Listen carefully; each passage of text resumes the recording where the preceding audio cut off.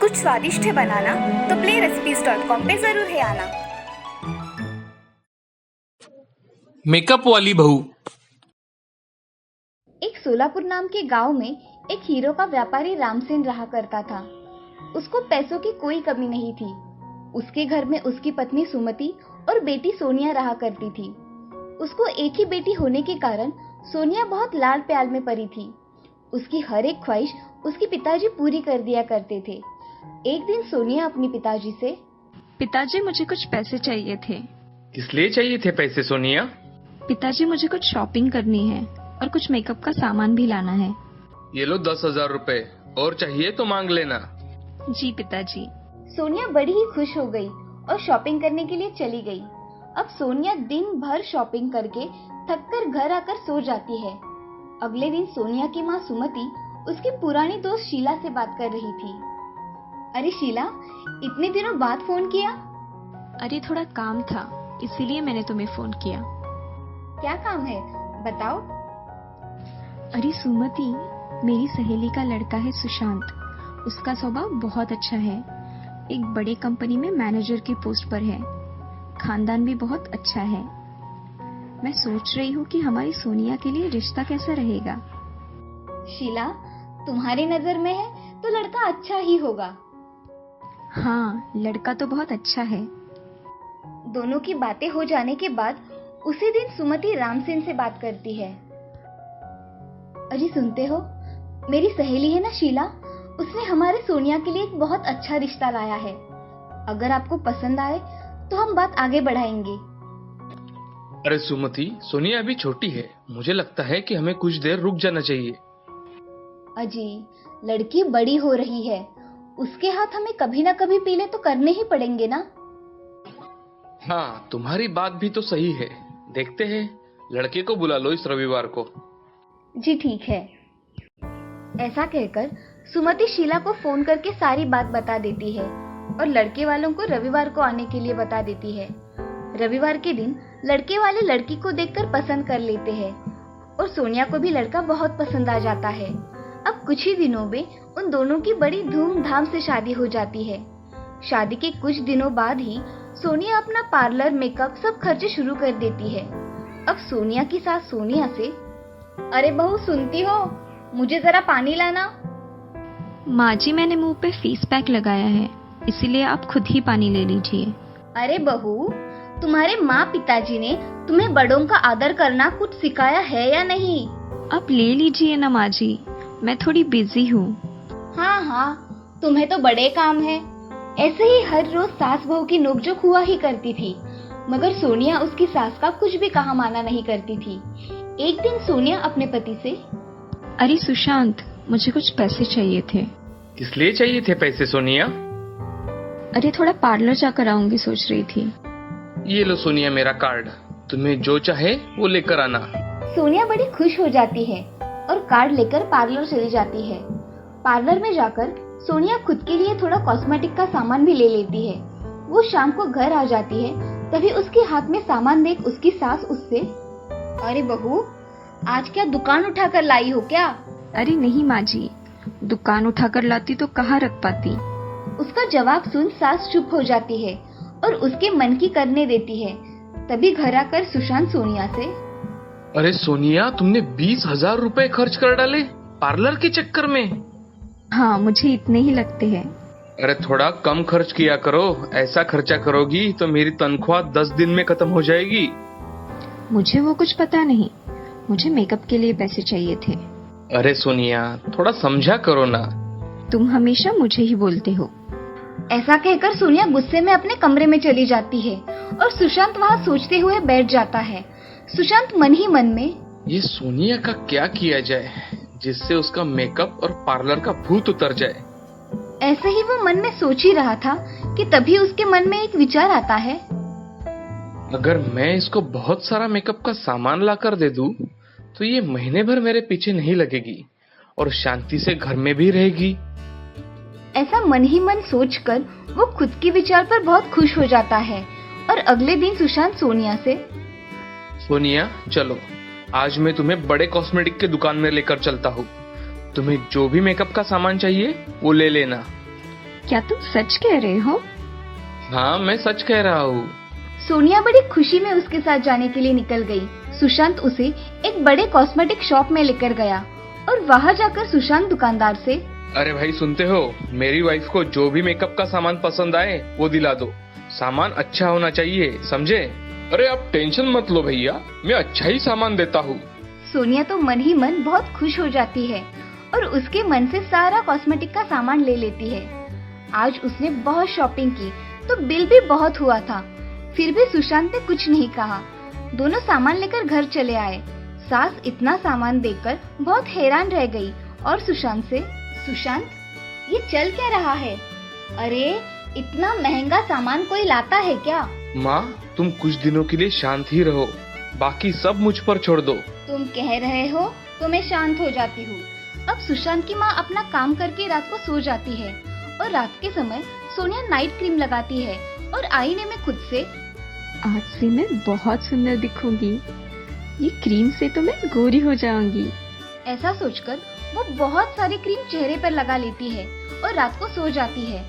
अगले दिन उठकर वो खुद को आईने में देखती है तो वो जोर से चिल्लाती है, ये मेरे चेहरे को क्या हुआ? अरे ये क्या हो गया तुम्हारे चेहरे को? तुमने क्या लगाया था रात को? मैं रात को ये क्रीम बहुत सारी लगा कर सो गई। ये देखो ना मेरे चेहरे को क्या हो गया है। अरे सोनिया, जरा वो क्रीम दिखाना मुझे। तभी सोनिया उसे वो नाइट क्रीम दिखाती है तो उस पर लिखा होता है कि रात के समय सिर्फ 2 बूंद लगाना है। सुशांत सोनिया से, अरे सोनिया, तुमने बिना पढ़े ही ये क्रीम लगा ली। इस पे सिर्फ 2 बूंदे रात के समय लगाने हैं। क्या? अब मैं क्या करूं? मेरा चेहरा कितना खराब हो गया है। अब तुम इसमें से कोई भी मेकअप का सामान नहीं लगाओगी, ये अपने आप ठीक हो जाएगा। अब तुम इस पर कुछ भी लगाओगी तो और चेहरा खराब हो जाएगा। सोनिया अब बहुत रोने लगती है। तभी उसकी सास उसके पास आकर, अरे बहू ऐसे रोते नहीं, हम डॉक्टर के पास जाकर आएंगे, ठीक है? हाँ माँ जी। ऐसा कहकर तीनों डॉक्टर के पास चले जाते हैं। डॉक्टर उसे चेक करके उसको लगाने के लिए एक क्रीम देते हैं और बोलते हैं, देखिए सोनिया जी, आपकी स्किन के ऊपर कॉस्मेटिक का बहुत सारा असर हुआ है, इसलिए आज से आपको कोई भी कॉस्मेटिक नहीं लगाना है, और अगर आपने लगाया तो आपकी स्किन हमेशा के लिए खराब हो जाएगी। नहीं डॉक्टर, मैं आज से कोई भी कॉस्मेटिक क्रीम नहीं लगाऊंगी। मगर मेरी स्किन अच्छी तो हो जाएगी ना? हाँ, अब ये 5 ml ही लगाना, समझी? कौन सी भी चीज ज्यादा अच्छी नहीं होती। जी डॉक्टर। सोनिया अपने परिवार के साथ घर आ जाती है और घर आकर सुशांत और सास से, माँ जी मुझे माफ कर दीजिए, मैंने आपसे बड़ी बदतमीजी से बात की। अरे नहीं बहू, माफी मत मांगो, तुम्हें समझ आया यही बहुत है मेरे लिए। और सुशांत, तुम भी मुझे माफ कर दो, मैंने तुम्हारे बहुत सारे पैसे ऐसे ही खर्च कर दिए। आज मुझे समझ में आया कॉस्मेटिक के साइड इफेक्ट भी होते हैं। आज से मैं कभी भी मेकअप नहीं करूंगी। सोनिया, तुम्हें समझ आ गया, यही बहुत है हमारे लिए। चलो अब खाना खाते हैं। अब सारे घर में बैठकर खुशी खुशी खाना खाते हैं और उस दिन से सोनिया ने कभी भी मेकअप नहीं किया और उसका मेकअप का भूत तो अपने आप ही उतर गया। इस कहानी से हमें ये सीख मिलती है कि जिंदगी में किसी भी चीज़ का इस्तेमाल ज़्यादा नहीं होना चाहिए, नहीं तो उसके परिणाम बहुत बुरे होते हैं। तन की सुंदरता से भी ज़्यादा मन की सुंदरता अधिक होती है, इसीलिए अच्छे विचार करके आचरण में लाने चाहिए। एक नगर के राजा चंद्र के पुत्रों को बंदरों से खेलने का व्यसन था। बंदरों का सरदार भी बड़ा चतुर था। वो सब बंदरों को नीति शास्त्र पढ़ाया करता था। सब बंदर उसकी आज्ञा का पालन करते थे। राजपुत्र भी उन बंदरों के सरदार वानरराज को बहुत मानते थे। उसी नगर के राजगृह में छोटे राजपुत्र के वाहन के लिए कई मेढ़े भी थी। उनमें से एक मेढ़ा बहुत लोभी था। वो जब भी जी चाहे तब रसोई घर में घुसकर सब कुछ खा लेता था। रसोइये उसे लकड़ी से मारकर बाहर निकाल देते थे। वानरराज ने जब ये कलह देखा तो वो चिंतित हो गए। उन्होंने सोचा कि ये कलह किसी दिन सारे बंदर समाज के नाश का कारण हो जाएगा, क्योंकि जिस दिन कोई नौकर इस मेढ़े को जलती लकड़ी से मारेगा, उसी दिन ये मेढ़ा घुड़साल में घुसकर आग लगा देगा।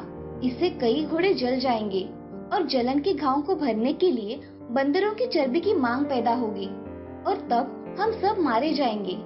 इतनी दूर की सोचने के बाद उसने बंदरों को सलाह दी कि भाइयों, मेरी बात ध्यान से सुनो। हम सभी वानरों को राजगृह त्याग कर देना चाहिए। किंतु उस समय बंदरों ने उसकी बात को नहीं सुना। राजगृह में उन्हें मीठे मीठे फल मिलते थे, उन्हें छोड़कर वे कैसे जाते। उन्होंने वानरराज से कहा कि बुढ़ापे के कारण तुम्हारी बुद्धि मंद पड़ गई है। हम राजपुत्र के प्रेम, व्यवहार और अमृत समान मीठे फलों को छोड़कर जंगल में नहीं जाएंगे। वानरराज ने आंखों में आंसू भरकर कहा, मूर्खों, तुम इस लोभ का परिणाम नहीं जानते। यह सुख तुम्हें बहुत महंगा पड़ेगा। वानरराज जाने के बाद एक दिन वही बात हो गई जिससे वानरराज ने वानरों को सावधान किया था। एक लोभी मेढ़ा जब रसोई में गया तो नौकरों ने जलती लकड़ी उस पर फेंकी। मेढ़े के बाल जलने लगे। वहां से भागकर वो अश्वशाला में घुस गया। उसकी चिंगारियों से अश्वशाला भी जल गई। कुछ घोड़े आग से जलकर वही मर गए, कुछ रस्सी तुड़ाकर शाला से भाग गए। तब राजा ने पशु चिकित्सा में कुशल वैद्यों को बुलाया और उन्हें आग से जले घोड़ों की चिकित्सा करने के लिए कहा। वैद्यों ने आयुर्वेद शास्त्र देखकर सलाह दी कि जले घावों पर बंदरों की चर्बी की मरहम बनाकर लगाई जाए। राजा ने मरहम बनाने के लिए सब बंदरों को मारने की आज्ञा दी। सिपाहियों ने सब बंदरों को पकड़कर लाठियों और पत्थरों से मार दिया। वानरराज को जब अपने वंशज का समाचार मिला तो वो बहुत दुखी हुआ। उसके मन में राजा से बदला लेने की आग भड़क उठी। दिन रात वो इसी चिंता में घुलने लगा। आखिर उसे एक वन में एक ऐसा तालाब मिला जिसके किनारे मनुष्य के पद चिन्ह थे। उन चिन्हों से ये मालूम होता था कि इस तालाब में से जितने मनुष्य गए सब मर गए, कोई वापस नहीं आया। वो समझ गया कि यहाँ अवश्य कोई नरभक्षी मगरमच्छ है। उसका पता लगाने के लिए उसने एक उपाय किया। कमल नाल लेकर उसका एक सिरा उसने तालाब में डाला और दूसरे सिरे को मुख में लगाकर पानी पीना शुरू कर दिया।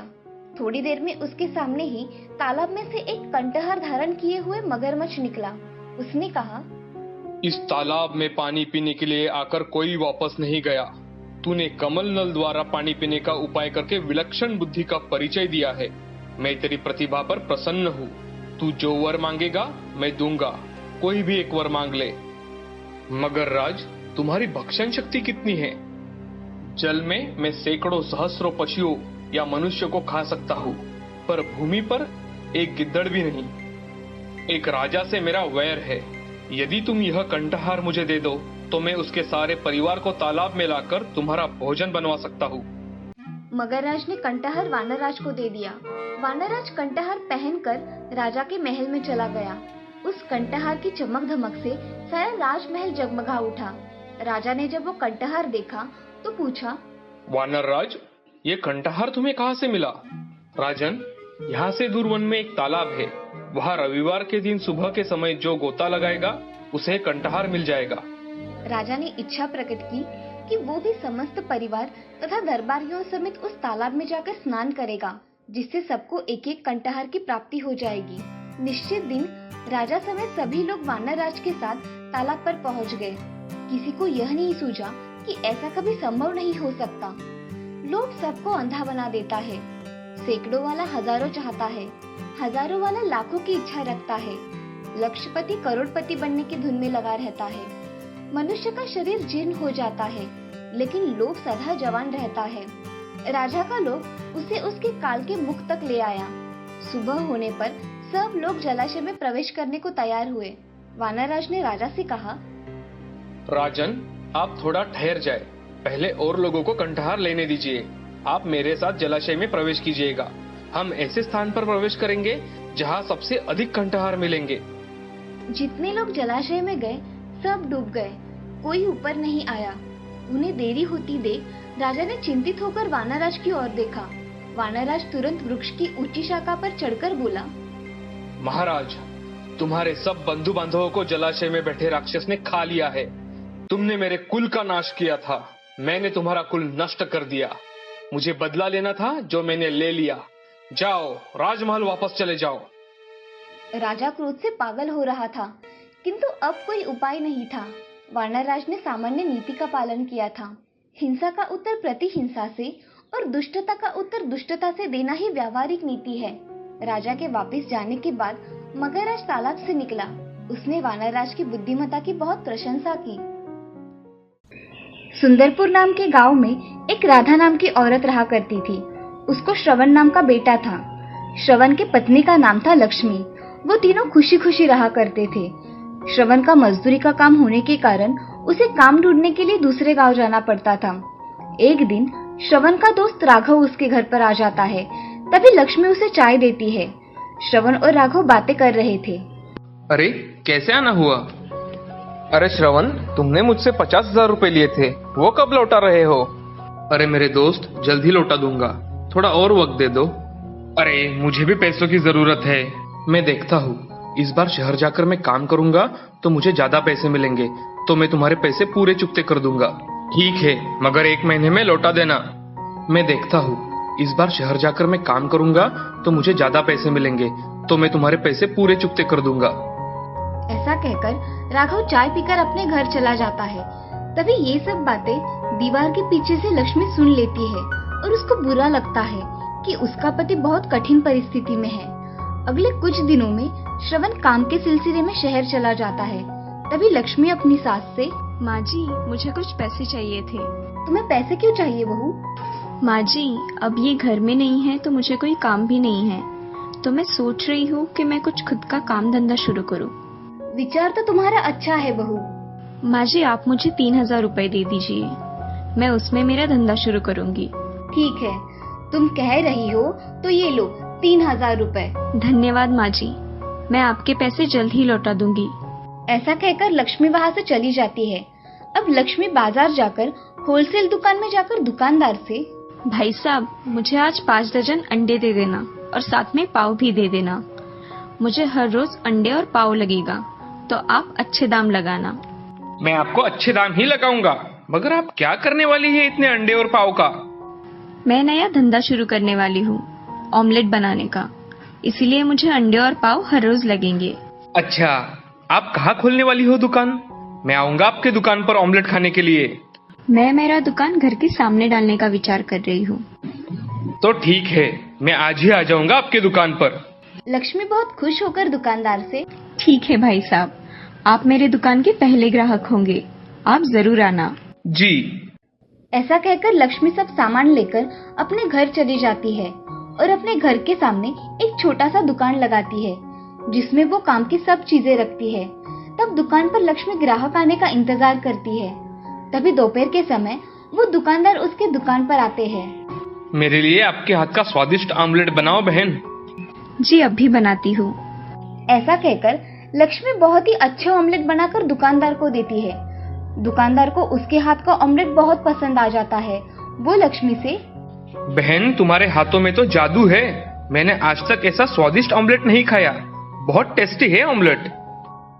धन्यवाद, आप मेरे दुकान पर आए, मुझे बहुत अच्छा लगा। लक्ष्मी बातें कर रही थी। तभी रास्ते से जाने वाली 2 औरतें नया दुकान खुला देख उसे देखने चली जाती है और दुकान के पास आकर लक्ष्मी से, अरे लक्ष्मी, ये नया दुकान तुमने खोला है क्या? हाँ, मैंने खोला है। आप आइए ना, मेरे हाथ का ऑमलेट खाकर देखिए।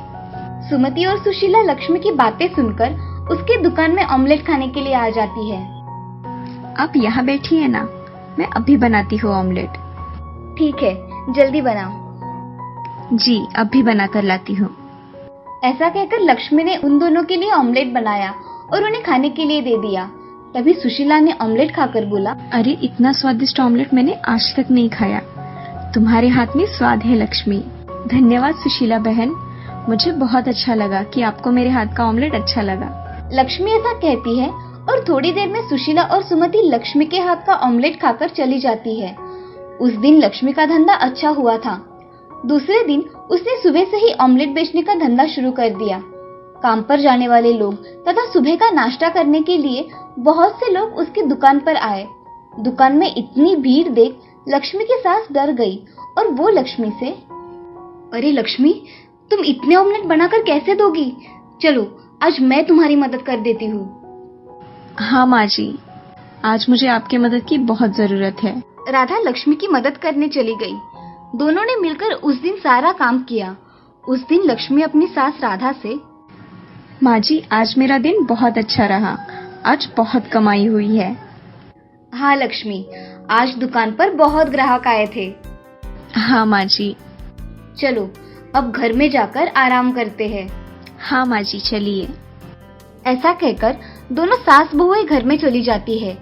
लक्ष्मी का धंधा आज अच्छा होने के कारण उसने पैसे गिनना शुरू किया और उसमें से अपने सास से लिए हुए पैसे अलग निकालकर बाकी के पैसे खर्च के लिए रख दिए।